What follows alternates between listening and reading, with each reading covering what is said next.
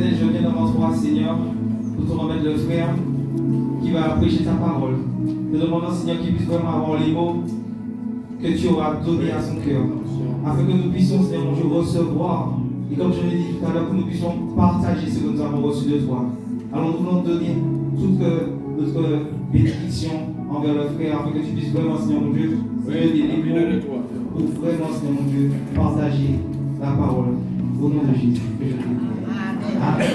Amen. Gloire à Dieu. Alléluia. Bonjour à tous et à toutes.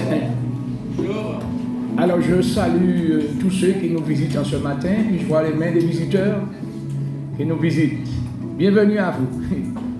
Et je remercie le groupe de louanges qui nous a conduits à louer et adorer le Seigneur. Vous avez aimé la louange et surtout aimé adorer Dieu, parce que Dieu est esprit et il cherche des vrais adorateurs, ceux qui l'adorent en esprit et en vérité. Alors adorer Dieu, ce n'est pas le temps d'un culte ou d'une louange, c'est 24 sur 24 qu'on doit adorer. Aimer plus que toute autre chose et lui donner toute la gloire qui lui est due 24 sur 24. Que Dieu soit béni. Ce n'était pas moi qui devais être là ce matin, mais bon, le Seigneur a voulu que ce soit moi. Bien, que son nom soit béni. Oui, je voudrais faire une dissertation avec vous ce matin. Qu'est-ce que j'entends par dissertation? C'est tout simplement un exercice portant sur une question littéraire ou encore philosophique, mais aujourd'hui on ne va pas parler de la philosophie. Ça peut aussi être historique. En fait, disserter, c'est traiter méthodiquement un sujet. Et c'est ce que je voulais faire ce matin, traiter méthodiquement un sujet concernant la parole de Dieu. Parce que depuis 2020, il y a une explosion d'informations. Toutes sortes de choses sur les réseaux sociaux, mais il y a pas mal de personnes qui prêchent la parole, qui donnent des enseignements, et il y a des bons et puis il y a des mauvais.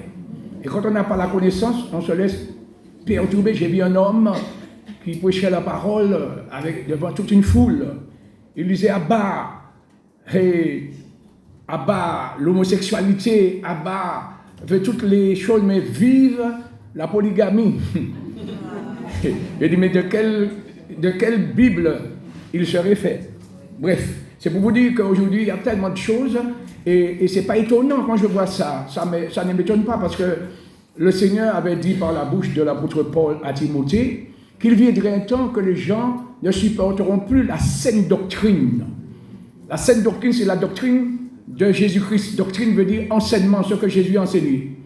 Et ils se donneront une foule de docteurs, parce qu'ils auront la démangeaison d'entendre des choses agréables à l'oreille. J'ai vu une vidéo qui dit que Adam et Ève n'ont jamais existé.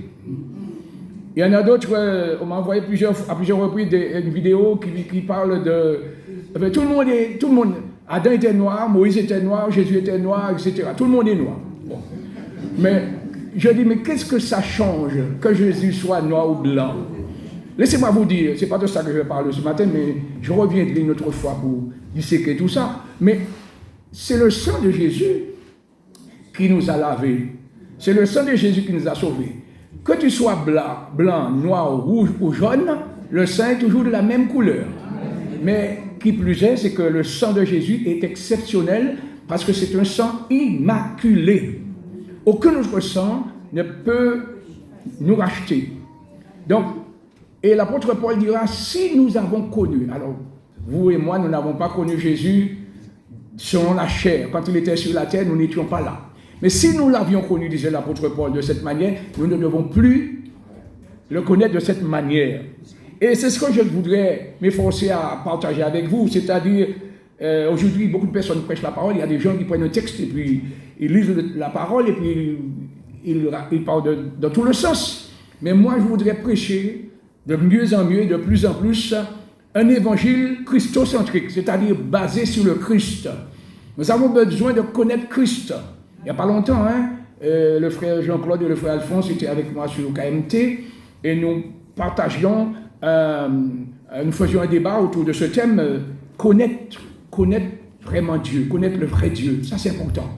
Et pour connaître Dieu, il faut l'intelligence. Et qui donne l'intelligence? C'est Dieu. La vraie intelligence, c'est de connaître Dieu. Aujourd'hui, beaucoup de personnes se vantent d'être intelligents, mais pas pour Dieu. Celui qui a la vraie intelligence, c'est celui qui connaît Dieu. Amen. Et connaître Dieu, ce n'est pas dire « je connais » comme ça. Mais c'est celui qui a une intimité, une relation intime avec Dieu qui le connaît réellement.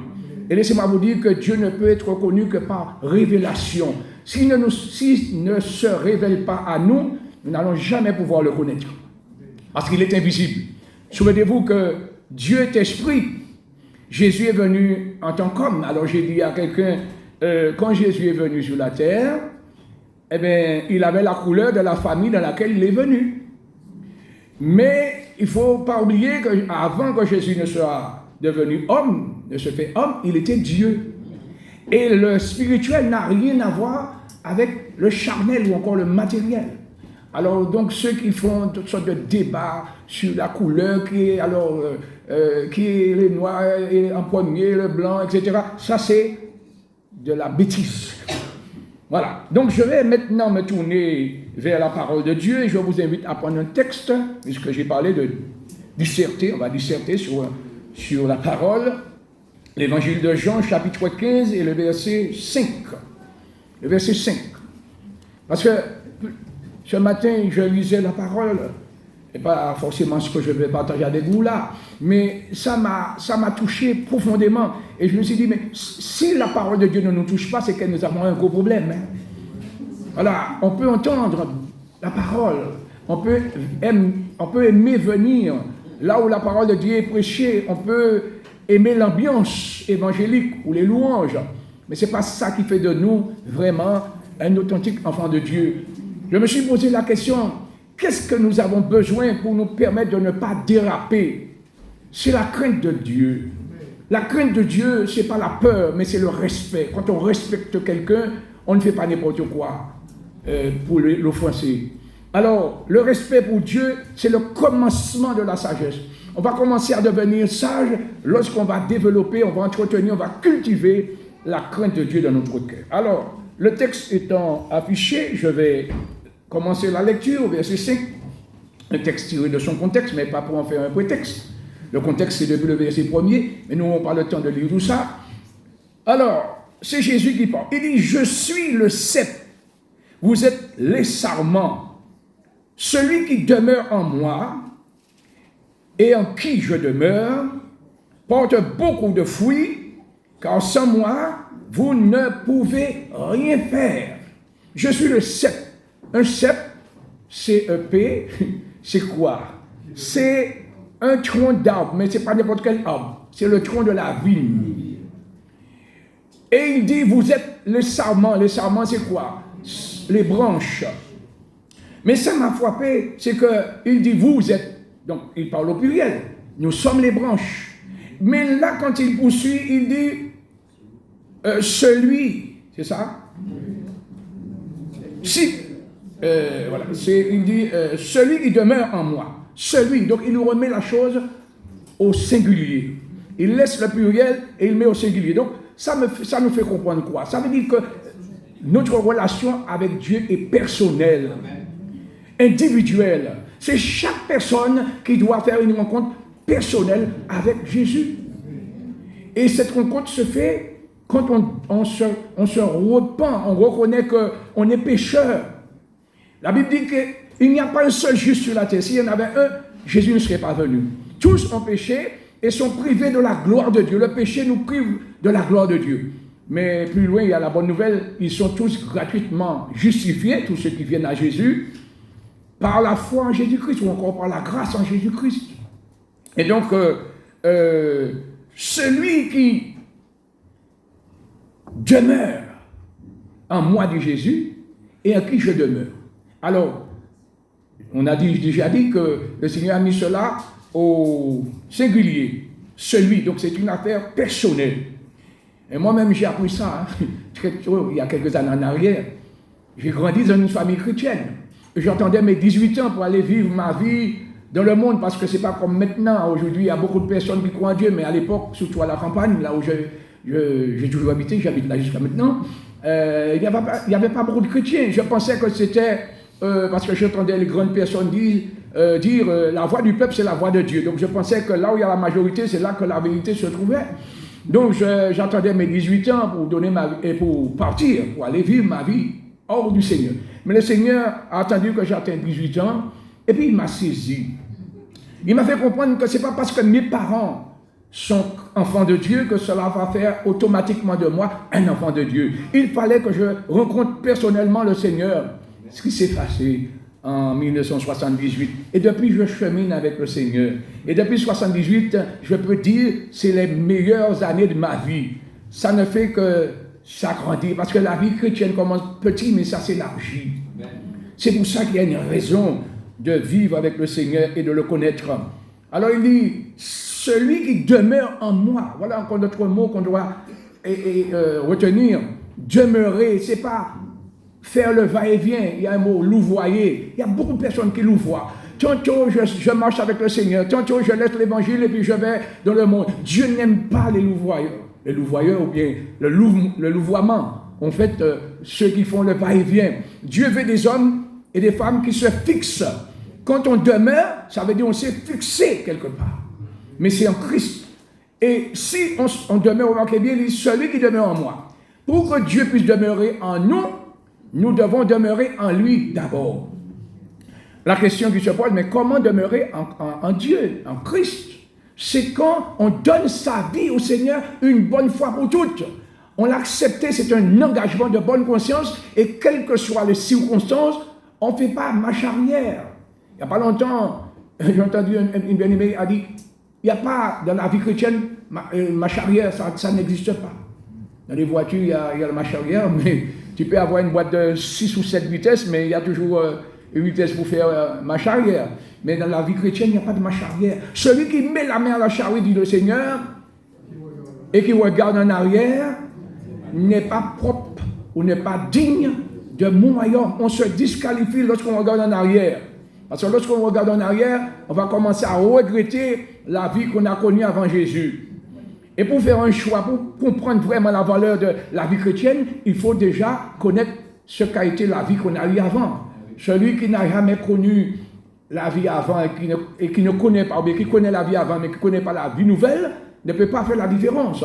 Mais tous ceux, moi j'ai connu une vie avant, et puis je connais la vie que j'ai maintenant. Et pour rien au monde, je ne veux me dissocier du Seigneur. Je dis, Seigneur, si demain, tu vois que je vais faire le contraire de ce que je fais aujourd'hui, c'est-à-dire prêcher l'évangile, eh bien, je préfère que tu me prennes tout de suite. Parce que je sais où je vais si je pars avec Jésus. Mais si je reste pour faire des bêtises, ça ne vaut pas la peine. Le Seigneur me prendra quand le temps sera venu. Mais je me prépare pour ce jour-là.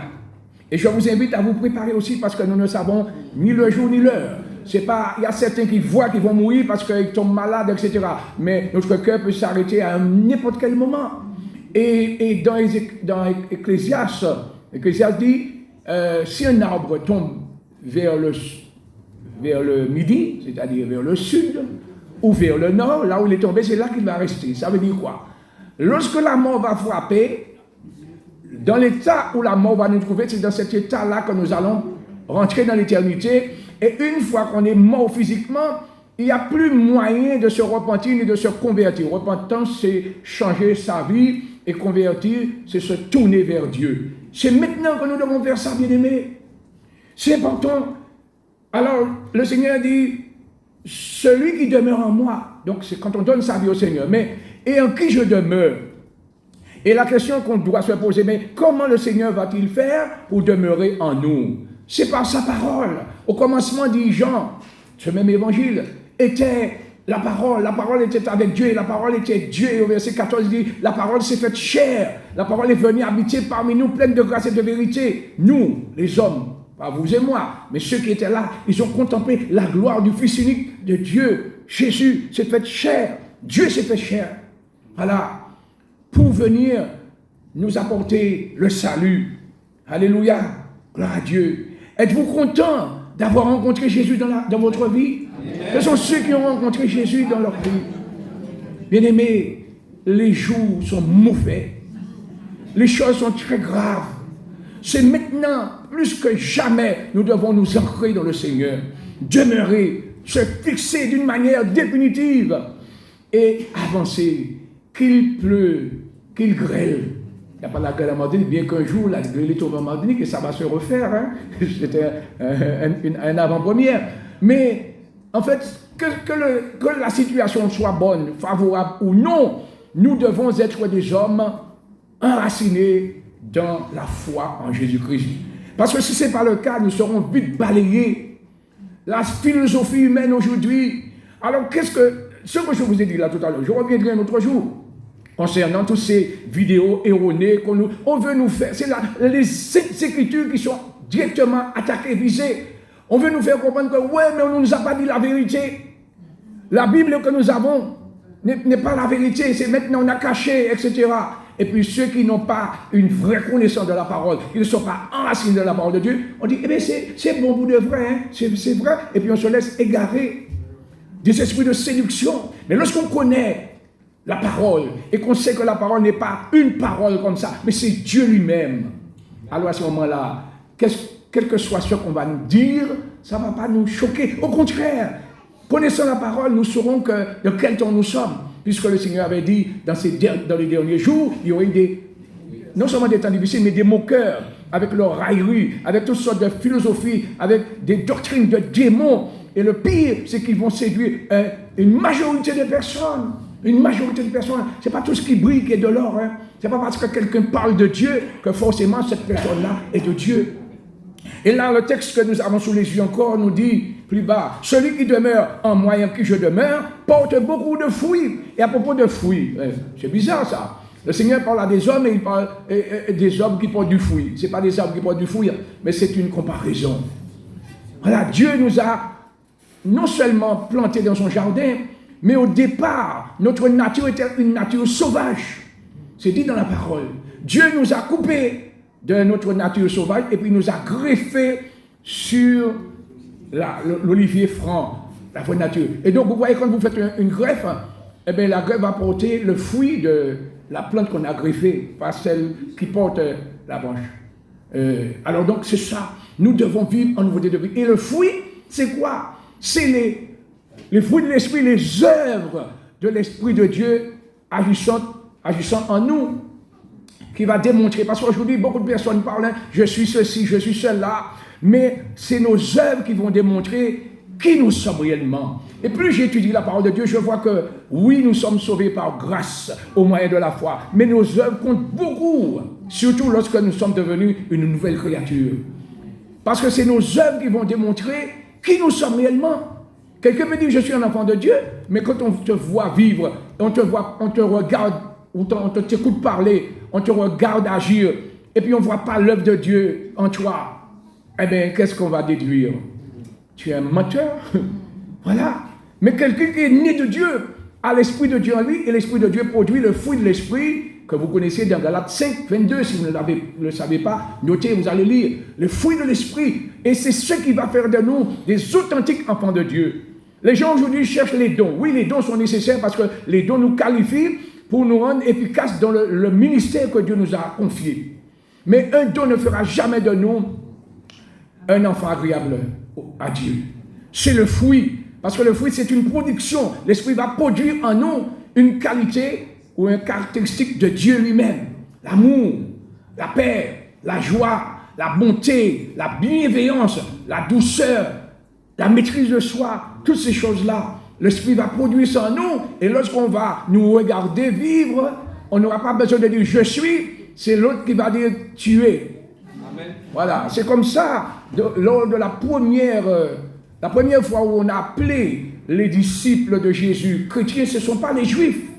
Ce ne sont même pas eux qui se sont dit « je suis chrétien » comme aujourd'hui nous disons « je suis chrétien ». Et puis nous ne sommes pas capables bien souvent de le prouver. Mais c'est les Grecs, c'est à Antioche que pour la première fois, les disciples de Jésus furent appelés chrétiens. Pourquoi? Parce qu'un disciple, c'est un apprenti. Ils ont tellement appris à suivre le maître et à faire comme le maître. Lorsque les Grecs le regardaient, ils voyaient Christ, ils disaient chrétien. Chrétien. Alléluia. Que Dieu soit béni. Alors, portez du fruit, car sans moi, Sans moi, vous ne pouvez rien faire. Si nous n'avons pas une vraie relation avec le Seigneur, nous n'allons jamais pouvoir devenir ce que le Seigneur veut. Alors, ce n'est pas une affaire de culpabilité. Oui, nous faisons des efforts, il faut la bonne volonté. Mais c'est Dieu qui produit son œuvre en nous par le Saint-Esprit. Notre objectif, c'est de pouvoir comprendre qu'il est de notre intérêt de nous consacrer à Dieu. Accepter Jésus, c'est une bonne chose. Persévérer, c'est une bonne chose, mais il faut aller plus loin avec Dieu. Laissez-moi vous dire que si, je crois qu'il y a des gens, il y a des chefs d'entreprise au milieu de nous, si on vous invite à faire un investissement quelque part, et qu'au départ, vous voyez que ça ne va rien vous apporter, qu'est-ce que vous allez faire? Vous n'allez pas faire l'affaire. Mais si vous voyez que ça va rapporter gros, qu'est-ce qu'on va faire? Qu'est-ce que vous allez faire? Qu'est-ce qu'on va faire, celui qui va investir? Il va investir. Et le Seigneur nous enseigne, bien-aimés, à investir dans le royaume des cieux. Il est parlé de banque, hein? Banque dans le ciel. Oui, je n'ai pas trouvé le mot banque, mais il dit trésor dans le ciel. Avec les trésors, les richesses que nous avons sur la terre, investissez. C'est ça les œuvres. Si nous sommes, Dieu nous a bénis, quelle que soit la manière dont il nous a bénis. D'ailleurs, tout ce que nous possédons, c'est un don de Dieu. Qu'as-tu que tu n'aies reçu? Et si tu l'as reçu, pourquoi te glorifies-tu? Comme si tu ne l'aurais pas reçu. Et si tu as reçu un don, c'est jamais pour toi. Celui qui a un don ne peut pas exercer son don pour lui-même. C'est pour les autres. C'est pour être une bénédiction pour les autres. Et lorsque nous investissons notre temps tout pour Dieu, ou dans l'œuvre de Dieu, ou dans la vie de Dieu, ou dans le royaume de Dieu, eh bien ça rapporte très très gros, puisqu'il est dit un héritage dans le royaume des cieux qui ne peut ni souiller, ni flétrir. Les voleurs ne peuvent pas prendre ce trésor, et aussi la teigne et la rouille ne peuvent pas atteindre ce trésor. C'est important. Vous savez que Job, je fais juste une parenthèse, Job a tout perdu. Même ses enfants, 10 enfants, il a perdu tout dans une journée. Tout est parti. Mais a-t-il été ruiné? Non. Pourquoi Job n'a pas été ruiné? Parce qu'il avait deux richesses. Il y avait une richesse matérielle et puis une richesse spirituelle. Et je vous ai dit ici, en 2023, il me semble, j'avais parlé avec Dieu, en Jésus, nous avons tout en double. Une vie normale, naturelle, comme tous les autres, et puis une vie spirituelle. Nous avons un corps physique, et puis nous avons un corps incorruptible qui nous attend. Ce n'est pas donné à n'importe qui. Nous avons tout en double. Et parce que Job a gardé la foi, parce que tout ce que le diable a fait pour voler la foi de Job, il n'a pas réussi, et bien Job a retrouvé 2 fois plus que ce qu'il avait au départ. Il s'est enrichi encore davantage. Dieu l'a rendu encore plus riche. Pas seulement sur le plan matériel, mais sur le plan spirituel. Mais laissez-moi vous dire, lorsque vous lisez le livre de Job, c'était un homme qui faisait beaucoup d'investigations. Il investissait en Dieu. Voilà. Et aujourd'hui, le malheur que nous avons, c'est que nous voulons investir. Vous voyez, il y a même un évangile qui est prêché, c'est l'évangile de la prospérité. Oui, Dieu veut nous faire prospérer, mais comment? Est-ce que tout le monde qui vient au Seigneur seront des riches sur la terre? Je ne crois pas. Parce qu'à chacun, Dieu donne un don. Si Dieu te donne de la richesse matérielle, c'est pour que tu puisses être généreux et pour aider ceux qui n'en ont pas. Amen. Mais pour certains, si tu n'as pas le don et puis tu veux à tout prix t'enrichir, eh bien, tu vas tomber dans beaucoup de pièges et tu vas perdre ton âme. C'est la bénédiction de Dieu qui enrichit. Amen. Mais lorsque nous marchons fidèlement avec le Seigneur, il nous bénit. Et nous n'avons même pas besoin de dire, Seigneur, bénis-moi, bénis-moi encore. C'est son objectif, bien-aimé.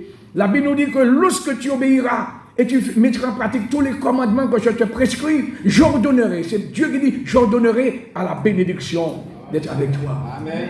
C'est ça. L'objectif de Dieu, c'est de nous bénir. Mais il ne peut pas le faire si nous ne remplissons pas les conditions.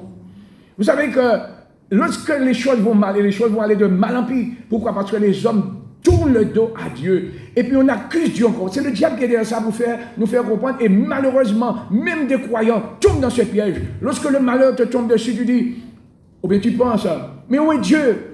Il m'a abandonné, ou bien il m'a puni. Et si nous agissons comme ça, c'est que nous ne connaissons pas vraiment Dieu.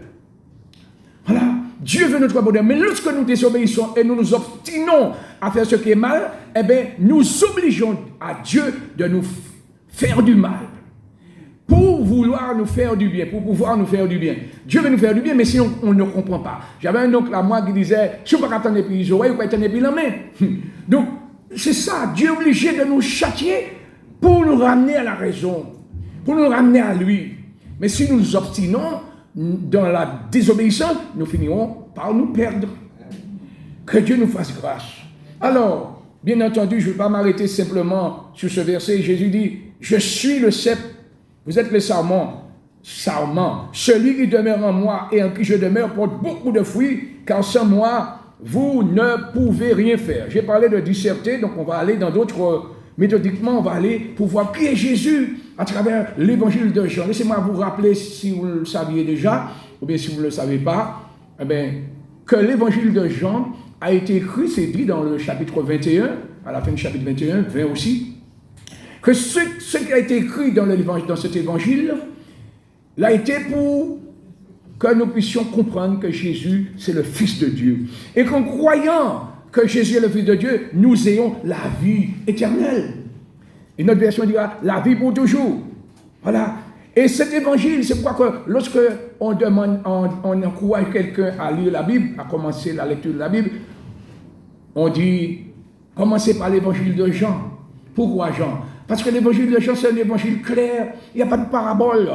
Il y a 7 miracles dans ce livre, mais il y a aussi 7 fois où Jésus dit « Je suis ». Et c'est ce que nous allons analyser pour voir qui est Jésus. Donc si nous avons connu Jésus comme le fils de Marie, eh bien nous ne devons plus le connaître comme ça. La Bible nous dit qui est Jésus. Et nous allons voir l'importance de croire en Jésus. Dernièrement, j'ai entendu une dame qui rendait témoignage. C'est une Guadeloupéenne qui travaillait en France. Eh bien, elle dit que à un moment, elle était sans... Elle est de profession, elle est à la retraite maintenant, elle était cuisinière. Mais elle n'avait pas d'entreprise. Donc, on lui a parlé d'un petit Jésus noir. Elle n'avait jamais entendu parler, mais elle est allée prier le petit Jésus noir, une statue. Hein? Et puis, tout de suite après, elle a trouvé une entreprise. Et elle dit, mais je suis très croyante. Hein? Très croyante, je crois, oui, mais non, un petit Jésus noir, et statue. Voilà. Et c'est ça l'égarement du peuple. Parce qu'une réponse est venue, alors on pense que c'est le petit Jésus noir ou le petit Jésus blanc qui nous a exaucés. Jésus n'est plus le petit. Il n'est plus ce qu'il était sur la terre. Il est ressuscité. Le corps qu'il avait au départ sur la terre, qui était dimensionné, est devenu, depuis sa résurrection, unidimensionnel. Puisqu'il pouvait rentrer et repartir sans passer par une porte. Et les portes étant fermées, ouvertes, Jésus passait. Et quand il partait de la terre pour monter au ciel, eh bien, il n'a pas pris une fusée. Voilà. Vous voyez ça? C'est ce Jésus-là que nous devons connaître. Pas le Jésus qui a vécu 33 ans sur la terre en tant qu'homme et qui s'est laissé attraper, crucifier. Ce Jésus-là, il est ressuscité. Maintenant, personne ne peut l'attraper pour le crucifier à nouveau. Alors, nous allons continuer dans l'évangile de Jean. On va voir ce que Jésus dit de lui-même. Et c'est ce qui va nous permettre de comprendre l'intérêt que nous avons de croire aux Saintes Écritures et de nous imprégner de ce que les Écritures nous disent de Jésus, pour que notre foi soit une foi ferme. Avant d'aller là, quand même, il y a une référence qui me vient à l'esprit. Je demande à ce que cette référence soit affichée. C'est 1 Corinthiens 15, verset 1er. On va lire ça d'abord. Ça n'a rien à voir avec mon message, mais ça rentre dans le cadre du message. Vous voyez ça, un rappel. J'aime souvent prendre des exemples, des comparaisons. Lorsqu'il y a pas mal d'entre nous qui conduisent un véhicule, qui ont un permis, même on peut avoir un permis, mais si on n'a pas de voiture, ça nous sert de carte d'identité. Deuxième, carte d'identité, si on n'a pas de voiture. Mais quand on a une voiture, et puis qu'on a son permis, et puis qu'on roule, pendant qu'on circule, on trouve des panneaux d'indication. Mais il n'y a pas que des panneaux d'éducation, il y a des panneaux d'obligation, des panneaux d'interdiction, etc. Et donc, nous arrivons à un endroit où on nous dit qu'il ne faut pas dépasser, par exemple, 70 ou 80. Voilà, on a vu ça, interdiction de dépasser cette vitesse-là. Et plus loin, on va nous donner un autre, on va retrouver le même panneau, mais avec un panonceau en dessous. Pour nous dire quoi? Qu'est-ce qui est marqué sur le panonceau?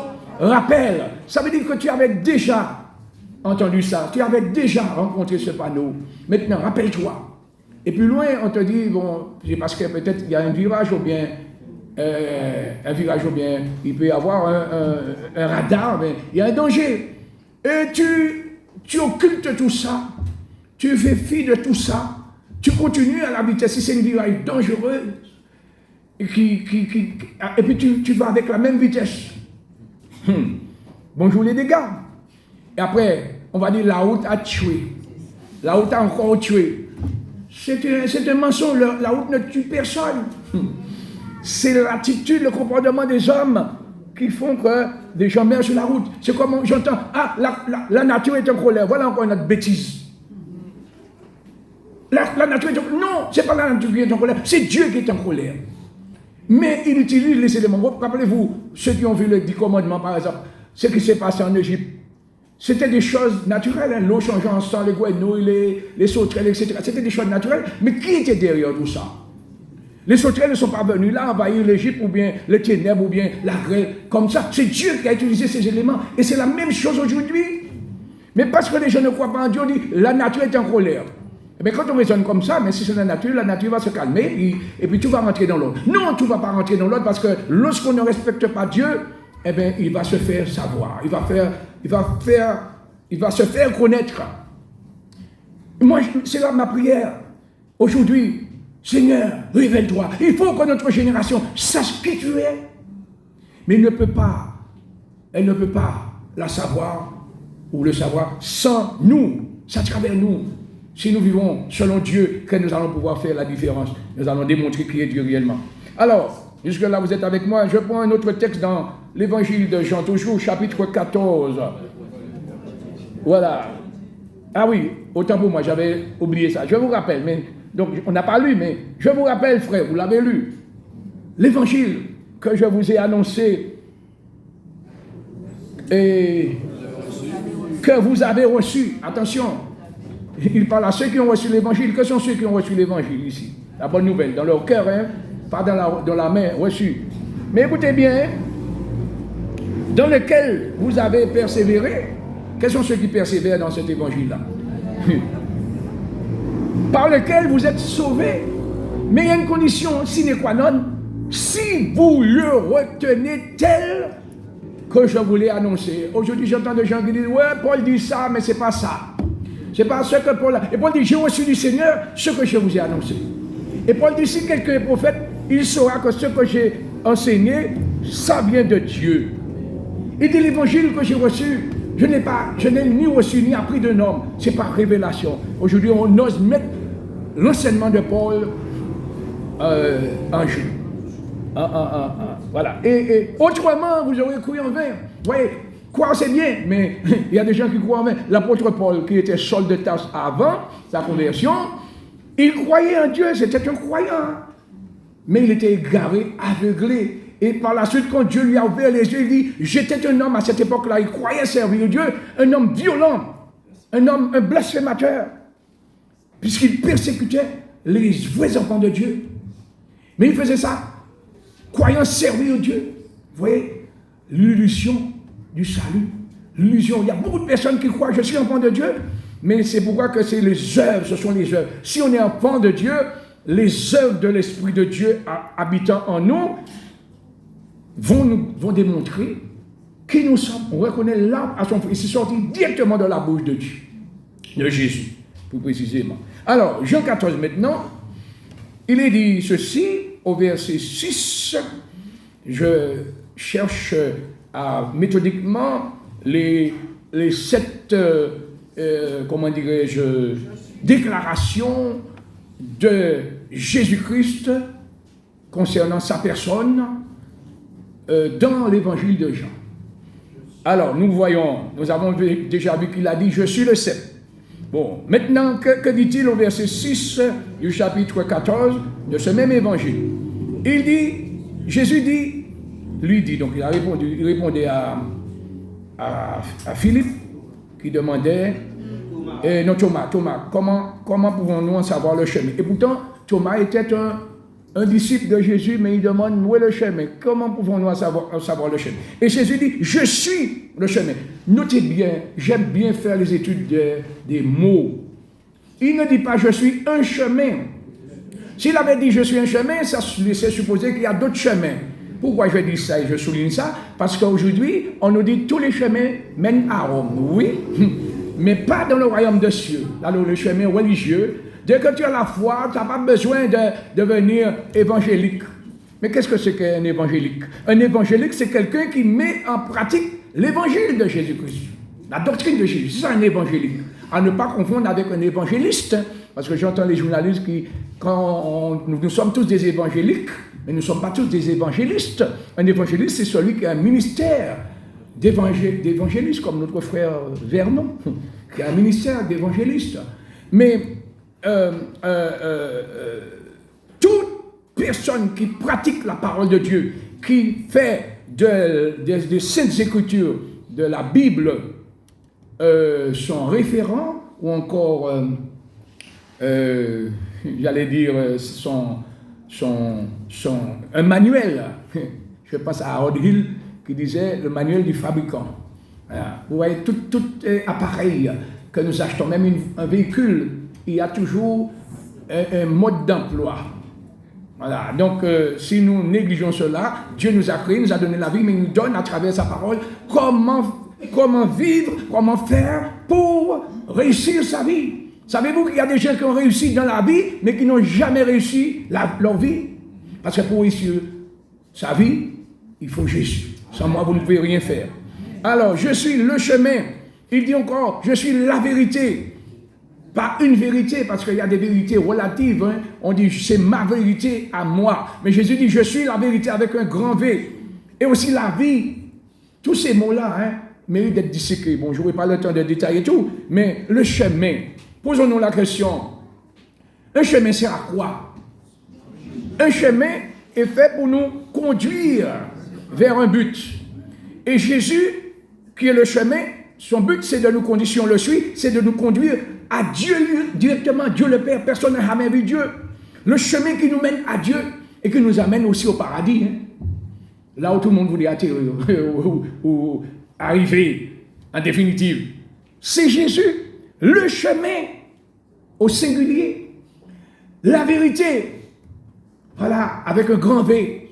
Donc, qui dit vérité dit vrai. Si on suit Jésus, on est dans le vrai. Mais si on suit une religion, quelle que soit, évangélique dessus ou quoi, mais on n'a pas de relation avec Jésus, on est dans le faux. Et tout ce qui est faux est mensonge. Et le père du mensonge, c'est le diable. On n'a pas besoin de formuler une parole pour être un menteur. Nos actes peuvent démontrer que nous sommes des menteurs. Alléluia. La vie, c'est le fait d'exister, mais exister pour Dieu, parce que ceux qui ne marchent pas avec Dieu, ils existent, mais pour eux-mêmes, pour le monde, mais pas pour Dieu, parce qu'ils sont morts, quoique vivants. Le salaire du péché, c'est la mort. Et si tout le monde prenait conscience que sans Jésus, on n'est pas en vie, tout le monde allait prendre leur pied à leur cou pour courir vers Jésus. Pendant que Jésus est encore là, les bras grands ouverts, en disant, venez à moi, vous tous qui êtes fatigués et chargés, je vous donnerai du repos pour vos âmes. Donc je vais aller plus loin. Donc ça c'est la deuxième déclaration. Je suis la vérité. On va voir aussi dans le chapitre 8, de ce même évangile, au verset 12. Qu'est-ce que Jésus dit? Alors Jésus dit que il ne rend pas témoignage de lui-même, mais il fait des déclarations, mais il n'y a pas que Jésus qui a rendu témoignage de lui-même.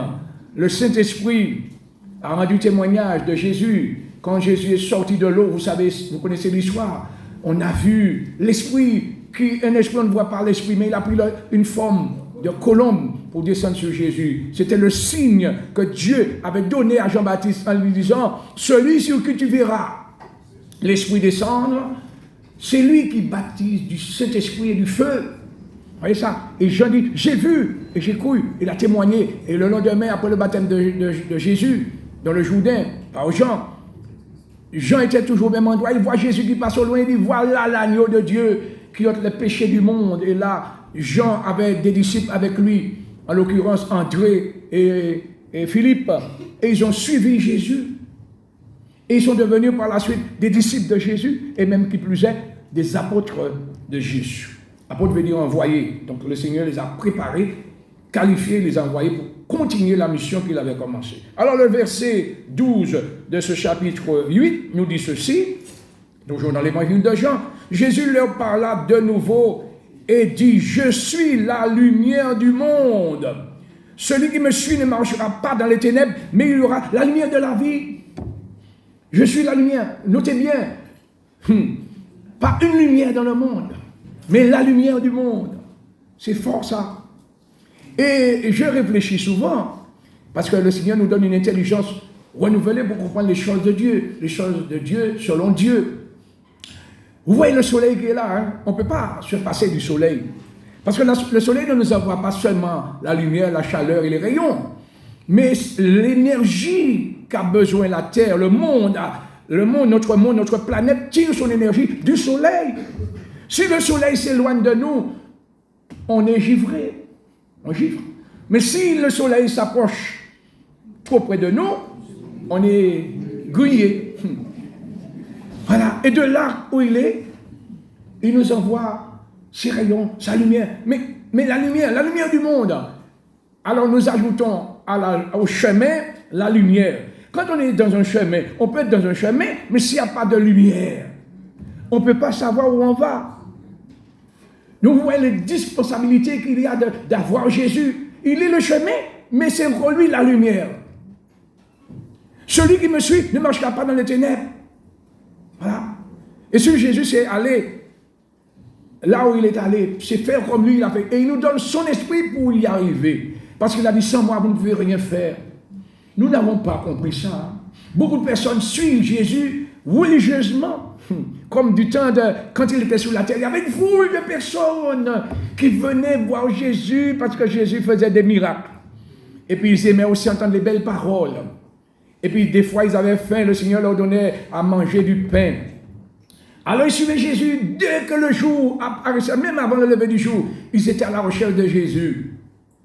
Mais lorsque Jésus a dit, celui qui mange ma chair et boit mon sang, à la vie éternelle. Si quelqu'un ne mange pas, alors on prend le morceau du pain, parce que dans l'Eucharistie, j'ai trouvé le mot Eucharistie, hein, ça c'est dans la religion traditionnelle. L'Eucharistie, c'est un événement qui se produit, donc le pain se change en corps véritable du Seigneur, c'est un miracle, et puis le vin se change. C'est pas ça. Hein. Ce que nous faisons à la Sainte Seine, c'est pas l'Eucharistie. Hein. C'est un symbole, Le corps du Seigneur, le corps de Christ, c'est vous, c'est moi, c'est nous qui sommes aujourd'hui le corps mystique de Christ. Parce qu'il a fait de nous un lieu d'habitation pour son esprit. Il habite en nous. Je ne connaissais pas la maison du préfet, mais on m'avait dit que c'était sur la route de Didier. Un jour, je montais sur la route de Didier, je ne sais pas où est-ce que j'allais, peut-être dans un mariage. Je n'ai jamais vu le préfet. Bon, il a changé au moment. Maintenant, ce n'est pas le même, mais enfin, l'habitation est restée. Un jour, j'arrive, je monte et j'arrive en face d'une maison où je vois un premier drapeau, le drapeau français, puis il y a d'autres drapeaux à côté. Qu'est-ce que j'ai déduit? C'est la maison du préfet. Voilà, c'est là qu'il habite. Et quand nous passions quelque part, nous voyons des maisons, nous ne sommes pas obligés de voir le propriétaire ou celui qui habite la maison pour savoir si la maison est habitée ou pas. Ça se voit. Une maison qui n'est pas habitée, ça se voit. Une maison qui est habitée, ça se voit. Et si vous êtes, et nous sommes véritablement habités par l'Esprit de Dieu, donc nous sommes devenus, le temple ici c'est la maison de Dieu, c'est pas ça, c'est nous qui utilisons ça. Le Seigneur n'habite pas là. C'est pourquoi dans la religion traditionnelle, je dirais, on voit dans les églises, on voit toutes sortes d'icônes, des statues, etc. Et puis lorsqu'on va fermer la porte, on va laisser la statue là, parce que la statue, on l'a déposée là, elle ne peut pas bouger. Mais si on ferme les portes, Jésus ne va pas rester là. Hein. Il n'habite pas dans la maison faite de mes d'hommes. C'est l'homme qui a construit ce temple. C'est nous qui avons besoin de ça. Mais le temple, là où Dieu habite, c'est dans mon cœur, dans ton cœur. Es-tu conscient de cela ou conscient de ça? 24 sur 24, où tu es, tu portes Jésus en toi si tu es vraiment né de nouveau et que l'Esprit de Dieu habite en toi. Donc ce n'est pas Marie seulement qui a ce privilège-là. Jésus a dit celui qui fait la volonté de mon Père et ma mère aussi. Hein. Donc on comprend que Jésus dit qu'il a plusieurs mères. Pas Marie seulement. Marie l'a porté dans son sein, mais nous pouvons porter Christ dans notre sein aussi. Et c'est ce que Dieu veut. Est-ce que nous comprenons ça, bien-aimés? Alors, je suis la lumière du monde. La lumière est nécessaire pour nous montrer la voie. Parce que quand on marche dans un chemin et puis on ne voit pas là où on va, non seulement on risque de quitter la route, mais s'il y a un obstacle, s'il y a un danger, on ne voit pas. Donc vous voyez, pour deux raisons, déjà, on a besoin de trouver le bon chemin, mais pour marcher dans le bon chemin, on a besoin de la lumière. Et les deux, le chemin est Jésus et la lumière c'est Jésus. Amen. Vous l'avez sous les yeux. Nous allons aller plus loin puisque Léon ne m'attendra pas. Encore une troisième déclaration. Dans Jean 6, verset 48. Je prends le texte au contexte, mais si vous lisez le contexte, ce qui va avant, ce qui vient après, vous allez voir. Jean 6, Jésus, c'est ça, c'est cet évangile que je vous prêche là est basé sur Christ. Qui est Jésus? C'est ce dont nous avons besoin. Pas de connaître quelle est sa couleur, mais qu'est-ce qu'il attend de nous aujourd'hui. Nous savons tous ce qu'il a fait pour nous par amour. Maintenant, nous devons savoir qui il est, où il est, et qu'est-ce qu'il attend de nous, qu'est-ce qu'il veut que nous fassions. Alors, Jésus dit, je suis le pain de vie, c'est-à-dire le pain qui donne la vie. Et je n'ai pas, fait des longues recherches sur le pain, mais je sais que le pain c'est un élément, alors je ne peux pas vous dire qui a inventé le pain, mais le pain se trouve dans Genèse. Genèse 14-18, ce n'est pas la guerre 14-18. Hein.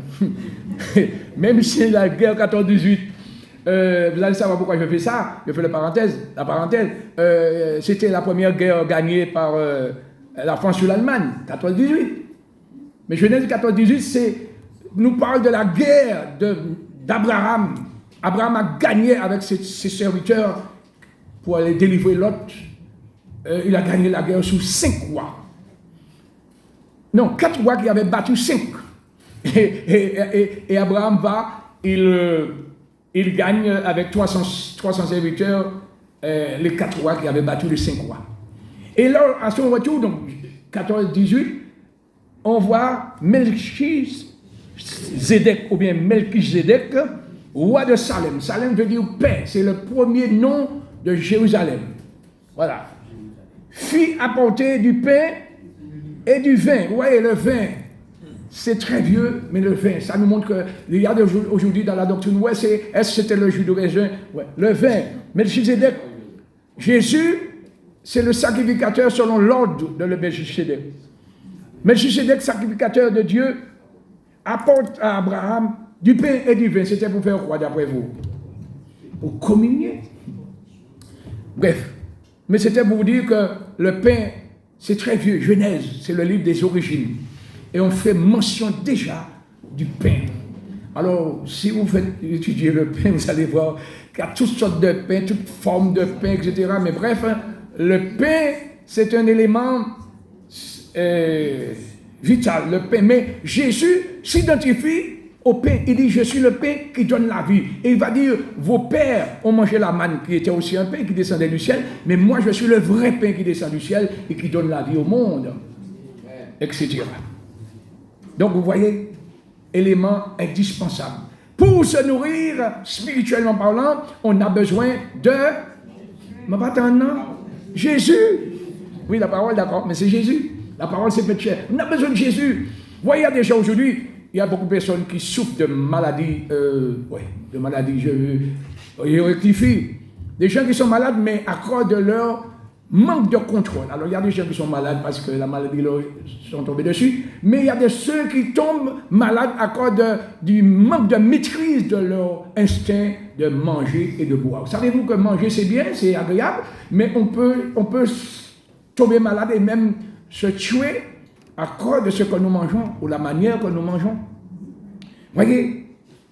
Mais on mange, ah ouais, je vais pas rester sans manger sans compter les grignotages, etc. Bon, d'accord? On est fort, on est bien, parce que quand on n'a pas mangé, c'est vrai, c'est pas agréable non plus. On perd ses forces, ses moyens. Mais ceux qui se nourrissent seulement, parce que je suis conscient de l'instinct de faim et de soif que j'ai en moi là, alors je nourris mon corps pour rester en bonne santé, mais spirituellement. Ce n'est pas la nourriture que tu vas donner à ton corps qui va te donner la force de résister contre le diable. Hein. Voilà, et c'est ça la problématique. Quand on est dans le ténèbres, on nourrit son corps, mais on ne nourrit pas son âme. Et le diable dit, vas-y, continue encore, puisque tu vas te détruire, tu vas me donner un coup de main de te détruire, parce que lui, c'est le destructeur par excellence. Et lorsque les problèmes vont nous tomber dessus, nous n'aurons aucune force, parce que nous n'avons pas pris le temps de fortifier notre esprit et de nourrir notre âme. Matthieu 4,4, vous voyez, les 4,4 sont à la mort, les 4,4. L'homme ne vit pas seulement de pain, c'est Jésus qui dit ça, mais de toute parole qui sort de la bouche de Dieu. C'est pas la peine d'envoyer ce verset, nous passons. Alors, nous avons vu qu'il est le... Nous allons maintenant à Jean 10. Jean 10, verset 9. Jésus va dire quelque chose encore là, de très important. Vous voyez, dans toujours le même évangile, hein? Jean 10, verset 9. Alors, que dit-il là?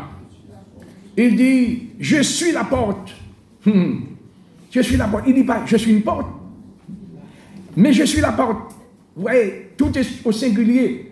Si quelqu'un, le si c'est la condition, à condition que quelqu'un passe par moi, ou entre par moi, il sera sauvé. Qui c'est qui va être sauvé? Levez la main. Sauvé de la colère à venir. Sauvé du jugement à venir. Eh bien, il faut passer par Jésus. Il n'y a pas d'autre solution, il n'y a pas d'autre possibilité. Si quelqu'un entre par moi, il sera sauvé. Mais ce qui m'a frappé, il dit, il entrera, d'accord? Et il sortira. Je dis, mais pourquoi il dit, il entrera et il sortira? Il sortira et il trouvera du pâturage. Ça veut dire, il va entrer dans une vie, une relation avec Dieu, mais il va sortir de la vie ou des conditions dans lesquelles il se trouvait avant. C'est Jésus seulement qui peut changer notre vie. Il y a une évangélisation qui a commencé depuis avant-hier à Saint-Joseph. Le thème c'est Jésus lui changer la vie. C'est ça. Ce soir encore à l'Écosse, l'évangile est prêché. Et je bénis Dieu, je n'ai pas pu aller, j'ai écouté. Si vous ne pouvez pas aller, vous pouvez écouter sur Radio Évangile à partir de 19h. Mais je soutiens l'évangile. Je soutiens l'évangélisation. C'est un signe majeur. Bien-aimé, l'évangile est prêché. Il faut que cette bonne nouvelle soit prêchée dans le monde entier pour servir de témoignage, pour que personne ne puisse dire on ne m'avait pas dit qu'il fallait me repentir. Et moi, je suis content parce que je suis acteur dans cette œuvre-là. Dans le sens que je ne reste pas muet. Quand ce n'est pas moi qui prêche la parole, mais je diffuse la parole. Donc, parce qu'il faut que les gens sachent que c'est Jésus seulement qui va nous délivrer de la colère à venir. Et ce n'est pas le Jésus qui est encore sur une croix. Hein. C'est celui qui était sur la croix qu'on a mis, on a fait descendre de la croix, on l'a mis dans le tombeau, il est sorti du tombeau, il est sorti de la mort avec la clé de la mort et du séjour des morts. Et nous allons voir qu'est-ce qu'il dit de lui maintenant par rapport à la mort. Alors, il dit, si quelqu'un rentre par moi, il sera sauvé. Si, vous voyez, même si Jésus est la porte, mais il ne nous oblige pas de prendre cette porte. Hein. Et vous savez, aujourd'hui, on veut passer par toutes sortes de portes, parce qu'il y a une autre porte, c'est la porte large. Ah mais oui, si la porte est trop petite, on peut passer par l'autre côté, plutôt. L'autoroute de la vie. Il y a même un groupe rock, je crois que c'est Black Sabbath ou bien Kiss, c'était des groupes engagés dans le satanisme, et qui disaient, ils ont même composé une chanson, Autoroute vers l'enfer, et lorsque ce groupe-là jouait, les gens se suicidaient. Voilà, il y avait une chanson qui disait... prends la marque et va en enfer. Et les gens dansent, ils sortent et puis voilà, ils se massacrent. Bref, ça c'est des gens qui ont pactisé avec le diable. Mais le diable ne nous conduit pas au paradis parce que lui-même il n'ira pas au paradis. Mais c'est Jésus qui nous conduit au paradis. Vous savez qu'est-ce que ça veut dire, paradis? Paradis, c'est un mot persan qui veut dire jardin de délices. C'est ça. C'est auprès de Dieu seulement que ça se trouve. C'est dans la maison de Dieu que ça se trouve. C'est Jésus seul qui peut nous conduire au paradis. Un jour, on va décrire ce que c'est que le paradis, mais on va aller plus loin pour finir. Alors, donc nous avons vu, ici, il dit qu'il est la porte. Nous allons maintenant, la porte des brebis. Hein? Brebis. Alors, brebis ici, c'est ce ne sont pas des moutons, ce sont des personnes qui sont comparées. Alors c'est pour nous donner une image. Parce que lorsque Jésus enseignait, il aimait prendre les choses de la vie naturelle pour expliquer les choses spirituelles. Pour parler de l'esprit, il va faire référence au vent, etc. Pour parler de l'esprit, il va faire référence à l'eau. Si quelqu'un a soif, qu'il vienne à moi et qu'il boive. Mais vous voyez, parce que nous sommes dans un monde matériel, donc pour comprendre les choses spirituelles, bien souvent le Seigneur a besoin de prendre des exemples matériels pour nous. Voilà, alors nous continuons le verset 7 de ce même chapitre. Jésus leur dit encore, en vérité, je vous le dis, je suis la porte des brebis. Voilà ce que je disais. Et au verset 11, je suis le bon berger. Le bon berger donne sa vie pour ses brebis. Je suis le bon berger. Alors ça sous-entend quoi? Il ne dit pas je suis un berger. Il dit je suis le bon berger. Ça nous fait comprendre qu'il n'y a pas qu'un seul berger. Et ça veut dire que tous les bergers ne sont pas des bons bergers. Mais quel est le rôle d'un berger? C'est de conduire son troupeau dans les pâturages. Mais il y a des mercenaires. Un mercenaire, c'est quelqu'un qui est embauché pour gagner sa vie. Mais lorsqu'il voit le loup arriver, le loup, c'est le diable, il a sauvé la vie, il a abandonné les brebis. Jésus a donné sa vie pour sauver. Le loup, en fait, c'est le diable. Hein? Voilà. Et donc, le bon berger qui donne sa vie pour sauver ses brebis. Et puis, nous allons encore vers... toujours Jean, puisque je vais terminer ma prédication. Jean 11. Jean 11, toujours. Vous voyez cette déclaration. Pourquoi Jésus a fait toutes ces déclarations en disant « Je suis, je suis ». On va récapituler tout à l'heure. Jean 11, verset 25 et 26.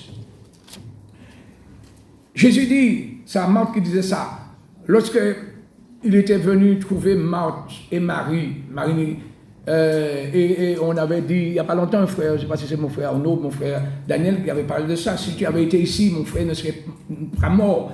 Voilà, mais Jésus va dire à Marthe, ton frère ressuscitera, tout ça. Mais là, devant le fait accompli, et Lazare est déjà en état de décomposition depuis 4 jours. Et Jésus dit devant le tombeau, ôtez la pierre, ouvrez le tombeau. Vous voyez ça? Jésus aurait pu parler et la pierre pouvait rouler et débarrasser. Non, il dit, ôtez la pierre. C'est nous qui devons faire ce travail. Dieu ne fait pas tout. La pierre qui empêche à ton cœur de recevoir la vie. L'obstacle qui est là, c'est toi qui dois rouler ça. Si tu veux que Jésus te ressuscite ton esprit. Alors, Marthe va parler, mais Jésus va répondre à Marthe, je suis la résurrection et la vie. Celui qui croit en moi vivra quand même il serait mort. C'est ça la réalité. Bien-aimés, les gens ont peur de la mort physique, mais la mort physique est déjà vaincue pour celui qui est en Jésus. Parce que la mort physique ne peut pas nous séparer de Dieu. Au contraire, celui qui est en Christ, lorsqu'il ferme les yeux sur cette terre, c'est pour les ouvrir dans le royaume des cieux. On n'a pas besoin qu'on nous donne un coup de main, prière de sortie, je ne sais de coup, ou pour entrer. C'est pas comme ça que ça marche. Lorsqu'on a pris une assurance de vie éternelle depuis son vivant, on s'est engagé à donner ça au Seigneur, quitter ce corps, c'est tout de suite de l'autre côté. Et laissez-moi vous dire, c'est tellement meilleur là-bas. Alors, je suis la résurrection et la vie. Celui qui croit en moi vivra comme même il serait mort. Il y a un autre verset que j'aimerais mettre à côté de celui-là, parce que c'est un de mes versets préférés. Et je voudrais vous le dédier ce matin. C'est Jean 8, 51. Jean 8, 51, c'est un de mes versets préférés. Vous pouvez lire ça avec moi, mes bien-aimés, comme ça va nous permettre de mémoriser ce verset. En vérité, c'est Jésus qui parle là, je vous le dis, si quelqu'un garde ma parole, il ne verra jamais la mort. Voilà la foi, l'assurance du chrétien. Alors, on va moi pièce, corps, mais n'amour jamais. Mais celui qui n'est pas en Jésus, il est déjà mort. Et il ne sait même pas ça, c'est le drame. Alors, je vais conclure. Pourquoi Jésus a pris le temps dans ce livre de faire toutes ces déclarations? Nous allons voir encore, nous sommes dans le chapitre 8, nous allons voir le verset 24, qui va nous expliquer pourquoi il a pris le temps de dire je suis, 7. Vous savez, la Bible est structurée par le chiffre 7. Hein? Le chiffre 7, c'est le chiffre de la totalité ou de la plénitude. C'est le chiffre qui représente Dieu. Alors, il ne faut pas tomber, quand je dis ça, dans la superstition, parce qu'il y a des gens qui sont très superstitieux. Ah, si j'ai le numéro 7, ça va me porter bonheur. Ce n'est pas comme ça que ça marche. Mais chaque chiffre a sa particularité, a sa signification. Voilà. Tout comme le 6 représente l'homme, le 7 représente Dieu, le 8 c'est Jésus. Ça nous parle du renouvellement, du recommencement. Bref. Alors, le verset 24 dit ceci, c'est pourquoi. Encore, voilà pourquoi. Ou bien c'est pour cette raison. Ou encore c'est à cause de quoi. Je vous ai dit, que vous mourrez dans vos péchés, car si vous ne croyez pas que je suis, vous mourrez dans vos péchés. Personne ne peut se dissocier de son péché, ni effacer ses péchés. Jésus seulement qui est habilité à le faire. Et il veut le faire pour nous. Et quand bien même nous sommes venus au Seigneur, ça ne veut pas dire que nous ne péchons pas, nous ne péchons plus, parce qu'il nous arrive de tomber dans des accidents de péché, faire un péché accidentel. Mais le sang de Christ nous purifie de tout péché.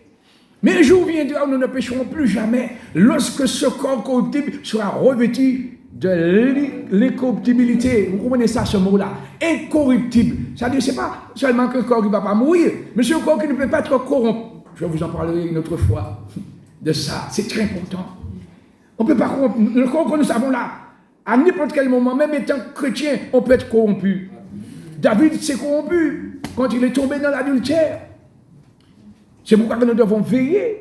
Il n'y a pas que l'adultère seulement qui nous corrompt, toutes sortes de... Mais ce péché-là, aujourd'hui, oh mon Dieu, la sexualité souille. Et quand on dit souiller ici, et pourtant c'est une très bonne chose, mais dans le cadre que Dieu a fixé, c'est que des démons entrent dans la vie des gens. Et puis après, ils savent quoi faire. Moi, tous les jours maintenant, en Martinique, Guadeloupe, partout, les gens m'appellent, j'écoute. Je dis, mais Seigneur, qu'est-ce que je peux faire? La solution, c'est Jésus. Et mon rôle, c'est de dire à la personne, venez à Jésus. Si tu as déjà Jésus dans ta vie, mais que tu as dérapé, confesse tes péchés, prends une résolution définitive pour faire de ton corps vraiment un lieu saint pour que le Seigneur puisse y habiter. Et c'est le Seigneur qui nous donne la force de vivre toutes ces choses-là. Vous savez que moi, peut-être, il y a certains qui ne savent pas que je suis un homme marié, mais mon épouse n'est pas à mes côtés depuis bientôt 10 ans. Et on m'avait dit qu'un homme ne vit pas sans femme, c'est ce que j'ai entendu. Mais ça fait 10 ans que je suis heureux. Parce que je n'ai pas mis ma confiance dans ma femme. Hein. Voilà, on n'est pas... Oui, on échange, hein, depuis là-bas, tout ça. Le Seigneur fait un travail dans sa vie, mais il fait un travail dans le bien. Parce qu'il m'avait dit que toutes ces choses, ce serait pour que je puisse servir de témoignage. Béni soit l'Éternel. Je ferme la parenthèse. On va aller vers la conclusion. Vous mourrez dans vos péchés si vous ne croyez pas. Vous mourrez dans vos péchés, car si vous ne croyez pas que je suis, vous mourrez dans vos péchés. Voilà. Si vous ne croyez pas que je suis quoi? Eh bien, je récapitule. Je suis le 7. Oui, non mais, attends. Ce qui est là, ce n'est pas l'original. Dans notre traduction, on a ce que je suis. Mais c'est la même expression qu'on va trouver dans Exode. Si vous ne croyez pas, lorsque Moïse a demandé à l'Éternel, mais tu m'envoies vers ton peuple, et s'il me dit, vers ton peuple, et qu'il me dit, qui est celui qui t'envoie, quel est son nom? L'Éternel dit à Moïse, tu le diras, celui qui s'appelle Je suis. Donc ce n'est pas par hasard que dans l'évangile de Jean, Jésus fait 7 fois cette déclaration, je suis, je suis. Voilà, il n'est pas un homme, il s'était fait homme, mais il est Dieu. Il est Dieu, je suis. C'est pourquoi j'ai abrégé en disant, pas que je suis, mais je suis. Si vous ne croyez pas que je suis quoi? Je suis le sceptre. Le sceptre, c'est le tronc, mais le tronc, c'est Dieu. Le chemin, c'est encore Dieu, mais Jésus dit, je suis le chemin. La lumière, c'est Dieu, Dieu est lumière. La porte, c'est Dieu. Le pain de vie, c'est Dieu. Mais c'est Jésus, le pain qui donne la vie.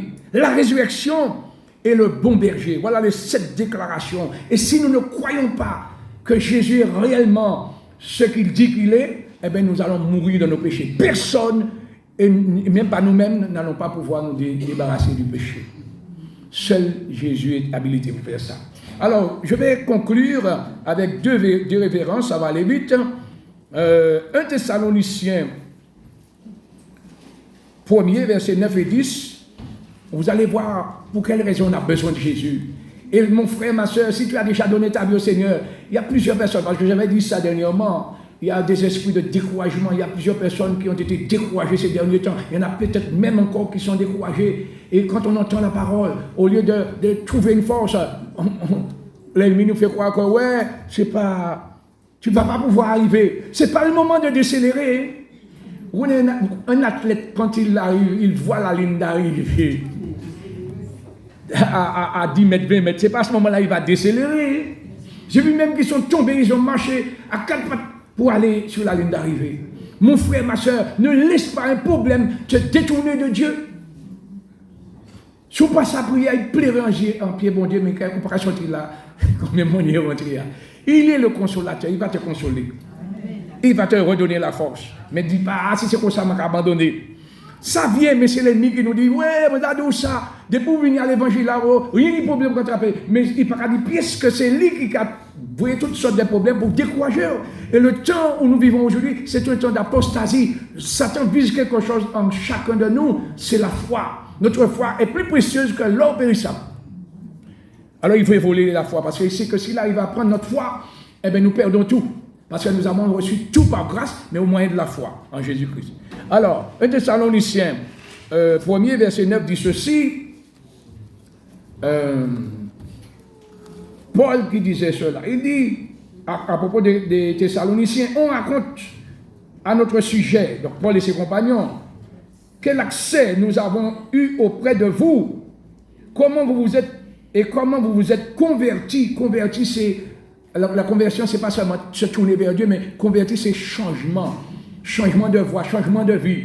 Comment vous vous êtes convertis à Dieu, pas converti à Dieu, pas converti à la religion évangélique de surcroît. Converti à Dieu en abandonnant les idoles. Les idoles, ce ne sont pas les icônes seulement, mais tout ce qui prend la place que Dieu devrait avoir dans ma vie, c'est une idole. Vous êtes converti à Dieu en abandonnant les idoles pour servir le Dieu vivant et vrai, celui qui s'est révélé là, pour attendre des cieux son Fils qu'il a ressuscité d'entre les morts, donc il s'agit de Jésus, qui nous délivre de la colère à venir. Oh là là, cette colère-là, ce n'est pas la colère des hommes. Les hommes sont en colère, le diable aussi, mais Dieu aussi est en colère. Mais celui qui nous délivre de la colère de Dieu et de toutes ses colères, c'est Jésus. Voilà pourquoi nous avons besoin de Jésus. Et puis nous finissons avec Apocalypse 3:10. Voilà la condition sine qua non. C'est-à-dire, c'est à cette seule condition que nous allons pouvoir échapper, c'est une condition absolue, échapper à la colère à venir. Voilà. Parce que tu as, alors j'aime ce mot-là, parce qu'il y a un autre mot équivalent, c'est puisque. Parce qu'on veut puisque. Donc ça sous-entend que parce que tu as agi ainsi, c'est que tu as fait quelque chose. Qu'est-ce que tu as fait? Tu as gardé ma parole. Tu as gardé la parole de la persévérance en moi, dit Jésus. Parce que tu as fait ça, malgré les difficultés, malgré les tentations, malgré les découragements, tu as gardé la parole de la persévérance. Ça veut dire tu as continué à persévérer. Je disais ici vendredi, je fais un jeu de mots avec persévérer. Percez, vous verrez, si vous avez un marteau-piqueur ou une perceuse de 1500 watts environ, et vous voulez percer un trou là-bas, là, dans le mur. Ce n'est pas en mettant tout simplement le marteau-piqueur sur le mur que ça va percer. Il faut insister. Et jusqu'à ce que le trou soit fait, et à ce moment-là, vous verrez de l'autre côté. Donc, je ne sais pas ce que veut dire persévérance, mais ça me donne une idée de la persévérance. Comme si on veut voir, il faut continuer, il faut insister, il faut tenir bon jusqu'au bout. Persévérez, vous verrez. Persévérer. Parce que tu as gardé la persévérance en moi. Qui c'est je? Qui peut me dire qui c'est qui parle là? C'est Jésus. Moi, Jésus, je te garderai aussi à l'heure de la tentation qui va venir. Attention, ce n'est pas en Martinique seulement, ni en France, ni aux États-Unis, parce qu'on nous dit, ouais, et les choses vont mal en Europe, puis en Afrique, etc., en Australie. Sur le monde entier, pour faire quoi?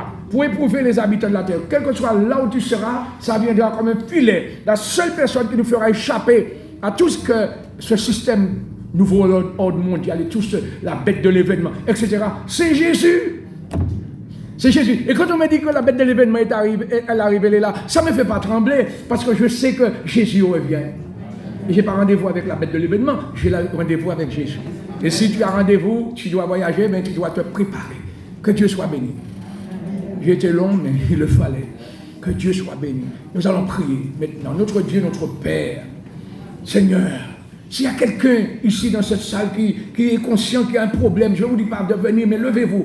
Je vais prier. Levez-vous si vous avez besoin que le Seigneur vous aide à vous fortifier, à vous enraciner ou bien à marcher avec lui. Et vous savez, levez-vous et on va prier. Notre Dieu, notre Père, je prie en ce matin. J'ai essayé du mieux que je pouvais à délivrer ce message pour nous montrer combien il est important pour chacun de nous, y compris moi-même, combien il nous faut nous attacher à Christ et aux Saintes Écritures pour ne pas être emportés à tout vent de doctrine, à toutes sortes de doctrines de démons, mais de pouvoir comprendre qui tu es réellement et qui est celui qui s'est livré pour nous montrer le chemin, pour nous donner la force et aussi, en définitive, nous sauver de la colère à venir. Je prie pour tout et chacun, tu vois le cœur de chacun, celui qui est découragé, celui qui a des doutes, celui qui a, Seigneur, qui est au carrefour des chemins, qui louvoie un coup à droite, un coup à gauche. Seigneur, si tu connais son cœur, s'il a le désir de se fixer, alors révèle-toi à lui d'une manière particulière pour qu'il puisse comprendre qu'il est temps d'investir sa vie, son énergie, sa volonté dans le Christ Jésus que tu es et qui est le sauveur du monde. Seigneur, merci pour ta parole. Continue ton œuvre dans la vie de chacun de nous et à toi soit toute la gloire, Père, au siècle des siècles.